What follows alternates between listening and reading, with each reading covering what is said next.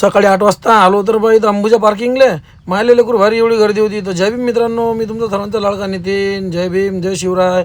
सकाळी उठलो आपण डायरेक्ट 12:30-1 वाजता रे बा. फ्रेश गिरेश झालो, म्हणलं चला ऑफिसमध्ये तर काही नव्हतं. मग आलो बंगाली बाबूजी डायरेक्ट जेवण करायला.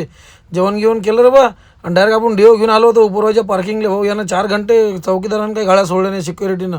मग म्हटलं जाऊ दे तिकडे, रात्री 9:30 वाजले, चला आपण जेवण करायला. रवी भाऊ आम्ही सगळेजण मित्र परिवार बसलो बा जेवण करायला.